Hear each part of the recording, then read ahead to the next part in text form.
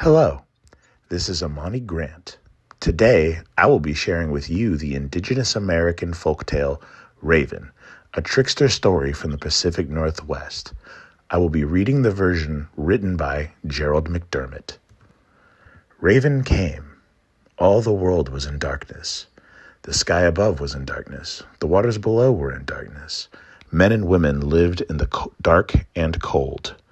Raven was sad for them. He said, "I will search for the light." Raven flew across valleys and across mountains. He flew along rivers and over lakes. There was darkness all around. Then he saw a bit of light far away. He flew and came closer to the light. The light was at the edge of the water.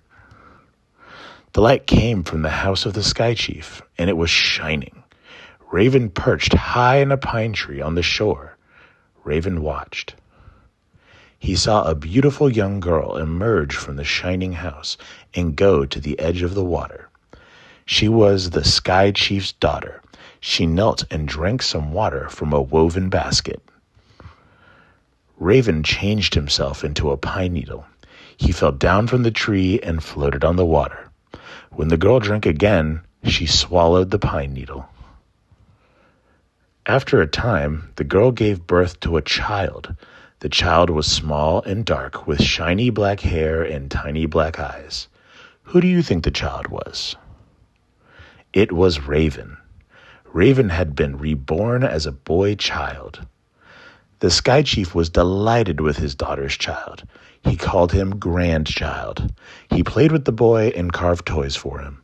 He invited the elders to come and see the curious, wonderful child. The elders gathered in the shining house with the sky chief and his daughter. They watched Raven Child crawl around the floor of the lodge. He pretended to be playing. All the time he was trying to find where the light was hidden. He saw a box in the corner of the lodge. The box was large. It was carved and painted with many colors. The box was bright. It glowed. Raven Child said, "Ga, ga." "What do you want?" asked his mother. Raven Child said, "Ga, ga." He began to cry. "What does the child want?" asked the elders. Raven Child said, "Ga, ga." He cried and cried. "My grandchild wants the box," said the sky chief. The young woman placed the box in front of Raven Child, but he continued to cry. She took the lid off the box. Inside was a smaller box. She took the lid off that box. Inside was a smaller box. His mother took the lid off that box, and light poured out of it. Light flooded the room. Inside the box was a shining ball, blazing with light. What do you think the ball was? It was the sun. "Give him the ball," said Sky Chief. His mother gave Raven Child the ball. Raven Child stopped crying. He began to play with it. He rolled it around the floor of the lodge. "Ga, ga." Then he changed into a bird. "Ha, ha." He became Raven once again. "Caw, caw." Sky Chief, his daughter, and the elders looked on in amazement. Raven plucked up the ball of light in his beak, flew through the smoke hole of the lodge, and disappeared into the dark sky. Raven flew over the valleys and the mountains. He flew along the rivers and across the lakes. Raven threw the sun high in the sky, and it stayed there. This is how Raven stole the sun and gave it to all the people. And why did the people always feed Raven? To thank him for bringing them light. The folktale of the trickster Raven comes from the indigenous peoples from the Pacific Northwest coast and is part of their creation myths.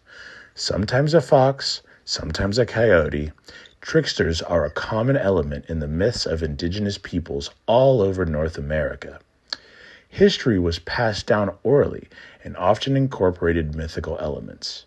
Because of this, there is no way of knowing when the events that inspired this tale took place, or if there were any events at all. This folktale comes from a northern area with long, cold winters. The raven's tale is likely an analogy for the changing of the seasons and the return of the sun after a long, cold winter. In my interpretation, the theme of this story is greed.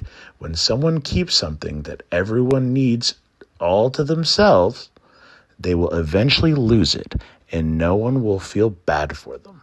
The raven feels bad for humans living in the cold and dark. The sky chief greedily kept the sun to himself.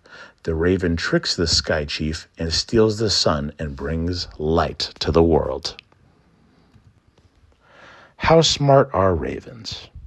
Ravens are one of the most intelligent birds in the world. They remember faces, they remember actions, they remember locations, and they can recognize patterns. Ravens can even befriend people. Some years ago, I made a raven friend in my old neighborhood. For my activity, I attempted to recreate that experience. Every day, large numbers of ravens fly over my house from the east around 6 p.m. Once a day, for a week, at 6 p.m., I went into my backyard and left a bowl of food scraps on the patio.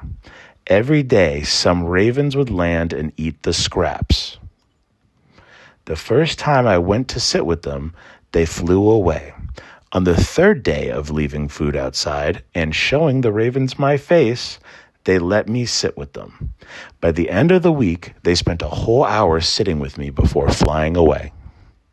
Now, every day I see the same ravens.